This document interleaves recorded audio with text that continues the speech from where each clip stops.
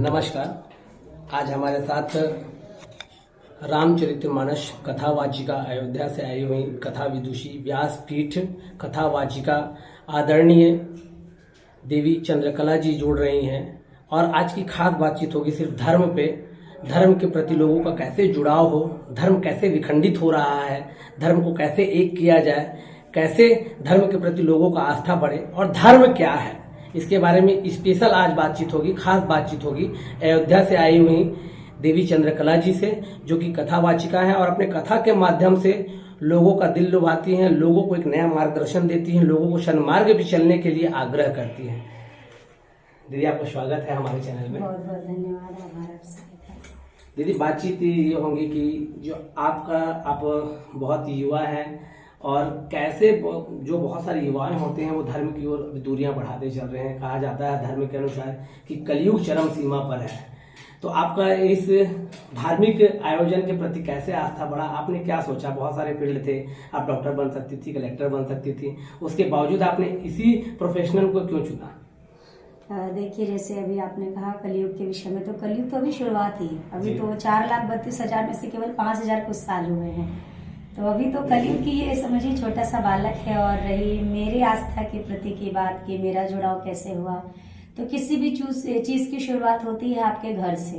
एक होता है हमारे पूर्व जन्म का संस्कार, एक होता है घर का संस्कार, एक वो होता है संस्कार जो हम लोगों के बीच बैठकर अर्जित करते हैं। तो शायद कुछ पूर्वार्ध रहे होंगे और उससे भी ज्यादा जो माता पिता ने घर पे हमें संस्कार दिया, और उससे भी ऊपर यदि कहूँ कि ठाकुर जी ने चुना तो शायद सबसे अच्छा होगा। तो रुचि का यही है, घर का माहौल वैसा था, ठाकुर जी की कृपा थी, तो हाथ पकड़ के अपनी ओर वो ले आए। और विशेष मेरा, मैं कुछ कहूँ कि मैंने बहुत अध्ययन किया, बहुत मेहनत की। मैं सत्य कहती हूँ, मेरी कोई मेहनत नहीं है, जो कुछ भी है वो राघव जी की कृपा से है। आपकी दीक्षा जो है, ये जो कथा का कहा जाता है कि कथा की दीक्षा ली जाती है, गुरु मंत्र ली जाती है, वो आपने कहाँ से अर्जन करी? श्री अयोध्या धाम में ही एक श्री सत्यम भैया जी हैं, वो भी कथा कहते हैं। तो मैंने बहुत लंबा तो नहीं, क्योंकि प्रारंभ में ऐसा कुछ बहुत उद्देश्य मेरा नहीं था कि मुझे यही बनना है। मुझे खुद नहीं पता था कि मैं कभी इस योग्य बन पाऊंगी। तो उन्होंने एक प्रेरणा दी और बारिश के समय में 2 महीने के समय में घर आकर उन्होंने श्री राम कथा के विषय में जो कुछ भी था उन्होंने सब कुछ मुझे बताया। और उन्हीं की कृपा से और बाकी राघव जी की कृपा से मेरा अध्ययन कोई बहुत मजबूत नहीं है, बस उनके चरणों के आश्रय से जो आज आपके सामने है बस वही है। बाकी कोई विशेष 1-2 साल अध्ययन पढ़ाई उससे जुड़ा मैंने कभी नहीं किया। मेरी नॉर्मल एजुकेशन रही है जो प्राय सभी की होती है। देखिए, देवी जी बता रही हैं कि कोई ऐसा मन विचार नहीं बनाए थे कि हमें इसी प्रोफेशन में आना है, बस राघव जी की कृपा हुई और जब उनकी इच्छा होती है तो अपने आप खींचे चले आते, एक मन सा बना और फिर अचानक मोमेंट चेंज हुआ और उन्होंने धर्म प्रचार प्रसार में अपना कदम रखा है। देवी जी, मैं एक चीज और पूछना चाहूंगा कि ये जो राम कथा जो चल रहा है, आप जो राम कथा का प्रचार प्रसार कर रहे हैं, इसमें आपका रोल क्या है? और लोग कहते हैं कि लोगों का मानना है, कुछ लोग ऐसा मानते हैं कि जो कथावाचिका होती है उनका काम होता है कि कथा बेचकर पैसा कमाना होता है, तो सनातन धर्म में आपका क्या किरदार रहेगा? देखिए, पहली बात, रोल अगर कहूँ तो ठाकुर जी ने अभी तो प्राय यही रोल दिया है प्रारंभ में इस समय, कि सनातन धर्म जो हमारा धर्म है, हमारे धर्म को किस तरह से लोग नुकसान पहुंचाने की और उसकी क्षति करने का प्रयास कर रहे हैं, इससे कोई अनभिज्ञ नहीं है, सब लोग जानते हैं। मेरे रोल की अगर पर्सनल बात कहूँ तो हम एक मशीन है, ओनली एक यंत्र कहूँ, उसको ऑपरेट करने वाले वो हैं। तो जो होता है उनकी मर्जी से, और ठाकुर जी ने चूंकि सबको एक किरदार दिया है, सब एक एक नौकरी में लगे हुए हैं, और जब आप किसी की नौकरी करते हो तो आपका मालिक आपको तनख्वाह देता है। तो हमारी वो ऐसा नहीं है, वो हमारी तनख्वाह है, और साथ ही साथ हमें ठाकुर जी जो देते हैं ना वो हमारे लिए प्रसाद स्वरूप है, हम उसे प्रसाद के रूप में लेते हैं। दुनिया कुछ भी बोले, कुछ भी कहे, हम कहीं ना कहीं जुड़ के, अगर कोई ये भी कहे कि धन का अर्जन हो रहा है, तो हम गर्व से कहते हैं कि हम अपने राघव जी की कमाई खाते हैं। हम किसी और की नौकरी नहीं करते, हम किसी और का धन नहीं लेते। जो हमारे राघव जी हमें देते हैं और वो जिस योग्य जिसको बना देते हैं, किसी से आप जबरदस्ती 1 रुपया नहीं ले सकते हो। ये राघव जी की कृपा है कि उस गद्दी के पास जो जाता है वो स्वेच्छा से जो चाहता है वो अर्पण करता है। तो कहीं ना कहीं देवी जी आप कहना चाह रही हैं कि आप सनातन धर्म के प्रचार प्रसार और राघव जी का सेवा बस कर रहे हैं। उनकी सेवा है और उस सेवा का जो फल मिलता है हम उसको शिरोधार्य करते हैं। हमारा कार्य है, वैसे तो प्रत्येक व्यक्ति का कार्य है कि अपने धर्म के प्रति वो खड़ा रहे। धर्म के प्रति रहने का मतलब लड़ाई झगड़ा करना नहीं होता कि मैं ये नहीं कहती आप जाके किसी और का अपमान करो, लेकिन हाँ अगर कोई और आपके धर्म के लिए कुछ बोल रहा है तो मौन नहीं रहना चाहिए। उस समय अगर आपकी सामर्थ्य है तो जवाब दो, नहीं है तो कान बंद करके वहां से चले जाइए। उसका हिसाब राघव जी करेंगे। उसका हिसाब वो करेंगे, क्योंकि मानस में भी लिखा है कि अगर कोई संत की निंदा करे, शंभु की निंदा करे, भगवान की निंदा करे, काटिए तासु जीव जो बसाई, आपका बस चले तो उसको जवाब दो, और नहीं तो श्रवण मुद न तो चलिए पराई, वहां से कान बंद करो और हट जाओ। ये मानस जी सिखाते हैं। देखिए देवी जी बता रही हैं कि जो धर्म का प्रचार प्रसार करना मेरा काम है, और जो लोग अपने राघव जी की इच्छा से जो भी धन अर्जित होता है उससे हमारा परिवार चलता है। और ये भी कही है कि जो आप जवाब नहीं दे सकते हैं तो धर्म का काम ये नहीं है कि आप आपस में लड़े, क्योंकि धर्म सबको एक रहना सिखाता है। एक चीज देवी जी ये जानना चाहेंगे कि सनातन धर्म का प्रचार कर रही हैं, कथा बहुत दिनों से कर रही हैं इस क्षेत्र में, आपका अयोध्या से मिथिलांचल की धरती पे आप हमारे पाहुन जी के मेहमान जी के यहाँ से आई हुई हैं, तो आपका यहाँ पे आदर सत्कार भी उसी तरह से होता है, क्योंकि समझाना जुड़ा हुआ है अयोध्या से। तो यहाँ पे जैसे सनातन धर्म में जो है वो कुछ लोग जो हैं जाति पात में विखंडित हैं, कुछ लोग जो है आपस प्रतिद्वंद्वा के कारण जुड़े हुए हैं। तो इसके कथा के माध्यम से कितने सारे लोग हैं जो हिंदू धर्म के प्रति आस्था बढ़ी है। बिल्कुल, जो इस कथा की गहराई को समझ पाए हैं, जो ये देख पाए हैं कि इसी राम कथा में शबरी भी आती हैं, इसी राम कथा में केवट जी भी आते हैं, निषाद राज जी भी आते हैं, कोल भील तक आते हैं, जो इस गहराई को समझ पाए हैं वो तो इस धर्म के प्रति तुरंत आगे बढ़ रहे हैं। आज जो इस समय मुद्दा चल रहा है, नारी का अपमान किया गया, एक जाति विशेष का अपमान किया गया, ये वो लोग हैं जो एक चौपाई को केवल पकड़कर बैठे हैं। उसके प्रारंभ में क्या है, उसके अंत में क्या है। बहुत एक साधारण से शब्द में कहूँ, आप कोई मूवी देखो, उस मूवी में कोई आपका अगर हीरो है, उसने किसी की हत्या की, मर्डर किया, अब आप वो एक रोल देख लो, आप क्या निर्णय निकाल लोगे कि हीरो ने किस कारण से मारा होगा। आप जब तक आगे पीछे पूरी कहानी नहीं समझेंगे तब तक आप उसके मोरल ऑफ द स्टोरी पे नहीं पहुंच सकते, उसके सार पे नहीं पहुंच सकते हो। तो सबसे पहले आप समझिए, इस मानस में मैं हमेशा कहती हूँ, पूरी कथा सुनेंगे, ध्यान से सुनेंगे तो ये कथा आपकी हर शंका मिटाएगी।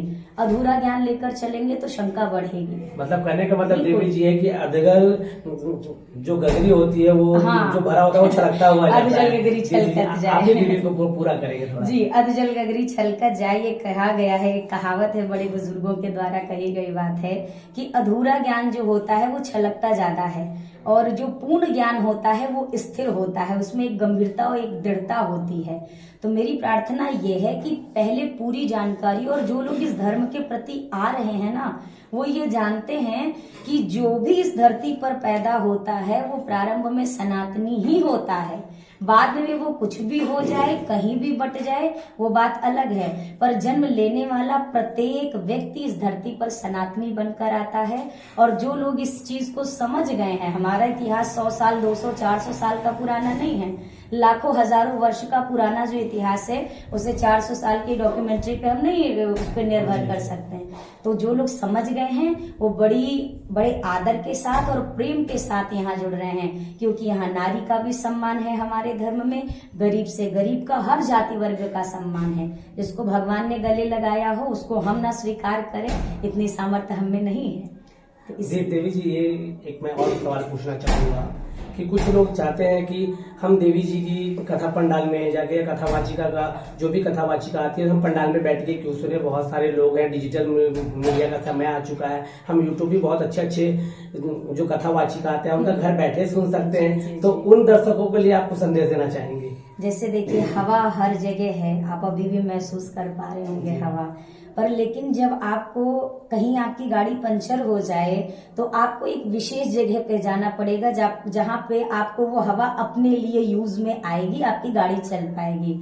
आप कथा घर पे भी सुन सकते हो, अपने मन में भी चिंतन कर सकते हो, पर वो उस जगह का एक प्रभाव होता है। घर पे आप सुनोगे तो माइंड आपका 10 जगह डिस्ट्रैक्ट हो सकता है, लेकिन जब आप पंडाल में आते हैं तो 3 घंटे तो केवल राम आपके भीतर रहते, काम आ ही नहीं सकता है। कोई चिंता नहीं, कोई निंदा नहीं, कोई क्रोध नहीं, हर विकार से आप वो 3 घंटे दूर रहते हैं। तो कथा पांडाल का विशेष महत्व ये होता है, वो 3 घंटे सिर्फ उनके होते हैं, कोई और न विकार ना कोई और समस्या, हम उनके वो हमारे। तो इसीलिए मुझे मेरी मति कहती है कि वहां उस जगह पर बैठ करके आप जैसे पूजा घर में पूजा करते हैं, आपको अलग अनुभव होता है। आप अपने बेडरूम में करोगे तो एक वो जुड़ाव आपका शायद नहीं आएगा, वो आपको महसूस नहीं होगा। मंदिर में आप प्रणाम करो और कहीं और प्रणाम करो, आपको खुद को लगेगा कि मंदिर में आप बिल्कुल जुड़ जाते हो उस माहौल से। देखिए यहाँ पे देवी जी बता रही हैं, मैं उन लोगों को आग्रह करना चाहूंगा हमारे चैनल से, और वो खुद भी समझदार हैं कि आप YouTube पे भी देख सकते हैं, लेकिन देवी जी जो एक विशेष निवेदन कर रही हैं कि जो मंदिर में जाने से जो फील आता है, जो धाम में जाने से फील आता है, कुछ लोग देवी जी ये भी कहते हैं कि जब राम कथा होती है, जब कोई भक्तिमय वातावरण होता है तो स्वयं हनुमान जी भी वहाँ आते हैं। तो क्या इसमें कहाँ तक सत्यता है? आप तो रोज दर्शन भी कर रहे होंगे, एक हनुमान जी तो स्वरूप रूप में आते ही हैं, और ये नहीं कह सकते कि वो केवल बने हुए हनुमान जी, क्या पता उनके भीतर ही हनुमान जी डेली आते हों। तो ये तो हम प्रत्यक्ष दर्शन कर पा रहे हैं। और दूसरी चीज, अप्रत्यक्ष रूप से भी जहां पर भी होती है कथा, मानस जी में लिखा है कि जैसे ही आप मानस की पीठ पर या किसी भी धार्मिक कार्य में सरस्वती माँ की पहले वंदना हमारे यहाँ की जाती है। तो जब कोई भक्ति कार्य होता है तो सरस्वती मैया विधि भवन बिहाई, लिखा है भगति हेतु विधि भवन बिहाई, यानी कि ब्रह्मलोक को छोड़ के सरस्वती मैया भागते हुए आती हैं। सुमिरत सारद आवत धाई, चल के नहीं आती हैं, दौड़ के आती हैं, वहां पे आती हैं उस कथा को, उस धर्म की बातों को सुनने के लिए। लेकिन अगर वहां धर्म के बजाय आप दुनिया की कथा कहने लगो, किसी और का यशगान करने लगो, तो शारदा मैया सिर धुन धुन के पछताती है कि मैं तो गलती करी जो यहाँ पे आई। ये गोस्वामी जी ने लिखा है। यहाँ तो हनुमान जी रहते हैं, कोई शक नहीं है। आप तो ये खुद देख रहे हो, वर्षा हुई, रोज हुई लगभग 3-4 दिन, और कथा में कोई भी बाधित, कुछ भी बाधा नहीं है, क्योंकि वो बेटे हैं तो वो सब संभाल। देवी जी एक और सवाल रहेगा कि आप बहुत दिनों से कथा कर रही हैं, तो आपको ये भी देखने को मिला होगा कि आपकी कथा के प्रचार प्रसार के माध्यम से आप गौ की रक्षा की बात करती हैं, आप सनातन धर्म की रक्षा की बात करती हैं। तो ऐसे कितने सारे लोग, कितने भक्तजन आपको ऐसे मिले होंगे जो मुस्लिम हैं, जो क्रिश्चियन हैं, जो ईसाई हैं, जो सिख हैं, तो जैन धर्म के लोग हैं, तो कितने ऐसे धर्म के लोगों से आपका जुड़ाव हुआ, मिलान हुआ कि उन लोग हमारे सनातन धर्म के प्रति जुड़े हैं? इसके बारे में अगर कुछ जानकारी हो तो साझा करेंगे। जी, जैसे आपने बदलाव की बात कही, तो मैं दूर नहीं जाऊंगी, आपके यहाँ की चर्चा करूंगी, क्योंकि मैं आपके यहाँ ही हूँ। अभी कल एक भैया मुझसे मिलने आए थे, तो उन्होंने कहा दीदी जब से आपकी पिछले वर्ष मैंने कथा सुनी, मैंने नॉनवेज खाना छोड़ दिया, मेरी माता जी को भी मैंने छुड़वा दिया, केवल रामायण देखते हैं। और जो रामानंद सागर जी का रामायण है 115 एपिसोड का आई थिंक है, बता रहे हैं 10वीं-15वीं बार मैं देख रहा हूँ जब से आपकी कथा सुनी। तो ये लाइव मैंने जो देखा, बहुत सारे लोग फोन के जरिए कमेंट में, यूट्यूब के कमेंट बॉक्स में भी कहते हैं दीदी आपकी कथा सुनी तब से ऐसा लगता है राम जी हमारे हैं और हम उनके हैं। और अभी आपने जैसे और धर्मों की बात कही, तो नेक्स्ट मेरी जो कथा है वो पंजाब में ही होने वाली है। तो अभी कल जहाँ जाना है मुझे, तो फरीदकोट में कथा होने वाली है। तो वहां पे भी वो जरूरी नहीं कि सारे हमारे ही लोग हों, सनातनी हो, कुछ लोग होंगे जो हमारे जाने के बाद इस कथा को सुनकर उस चीज में प्रवेश कर जाएंगे।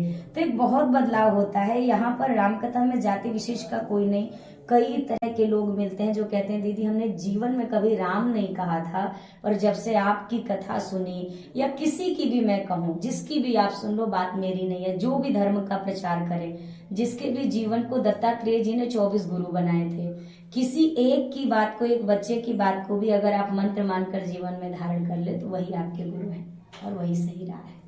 ये मतलब लोगों के ऊपर होता है कि अपने हिसाब से किस धर्म को बिल्कुल, चुनते हैं, उनको बिल्कुल। पूरी आजादी है। और पूरी बहुत सारे लोग- आजादी है और हर चीज है। बस आपको आपके पास ठाकुर जी ने आपको बुद्धि भी दी है विचार करने के लिए। अगर विचारने की कला नहीं देते तो भगवान हमको भी शायद पशु पक्षियों की तरह बनाते। उनको सोचना विचारना नहीं, उनको जीवन जीना है केवल। पर हमें बुद्धि भी दी ताकि हम विचार करके कोई कदम उठाएं। तो किसी भी मार्ग को पकड़ने से पहले आप ये विचार करो कि कहाँ पर शांति है, कहाँ पर अहिंसा की बात है, और कौन है जो सभी को अपना मान रहा है। हमारी सनातन संस्कृति में एक मिट्टी से लेकर के घास तक की पूजा की जाती है। एक कोई पेड़ बाकी नहीं, पेड़ की पूजा, पहाड़ की पूजा, नदी की पूजा, चंद्र की पूजा, सूर्य की पूजा, जल की पूजा, अग्नि की पूजा। आप एक नहीं निकाल सकते जो हमारी सनातन संस्कृति जहाँ पर अपना मस्तक ना झुकाती हो। तो ये वो धर्म है। बस बात मेरी सिर्फ इतनी है कि आप थोड़ा विचार करो तब कहीं आगे बढ़ो। दीदी एक अंतिम सवाल होगा देवी जी, जी। और इसी के साथ हम विराम लेंगे। आपसे अलविदा कहेंगे, जय सिया राम जी, जी। कहेंगे।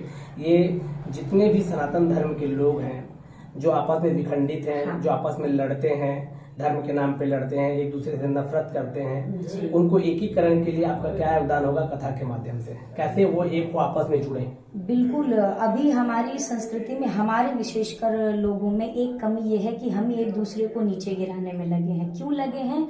कि वो मुझसे आगे ना जाए या मैं उससे आगे रहूं। बस एक ये चीज है। मैं अन्य धर्मों की इस चीज में एक थोड़ी विशेषता कहूंगी। उनमें एक बात है, वो संगठित रहते हैं, वो एकत्रित रहते हैं, थोड़े भी लोग मिलके रहते हैं लेकिन मजबूती से रहते हैं। हमारे में इतनी बड़ी हमारी पूरी परिवार है, हमारा ये जन है इतने सारे हमारे पास, पर हमारे में एकता नहीं है। और सबसे जरूरत है, आप लाख डंका पीटो हमारे धर्म इकट्ठा रहेगा, आगे चल करके हम ऐसा करेंगे हमारे धर्म को, आप अकेले इतना बड़ा कार्य कैसे करोगे? उसके लिए आपको किसी न किसी और के साथ जुड़ना पड़ेगा। जुड़ने का तात्पर्य यह है, आप दूसरे पे उंगली उठाना बंद कर दो, अपने आप लोग संगठित हो जाएंगे। उसके लिए किसी को कहने की जरूरत नहीं, सब अपनी अपनी जगह मजबूत कर लेना, दूसरे को मुझे गिराना नहीं है।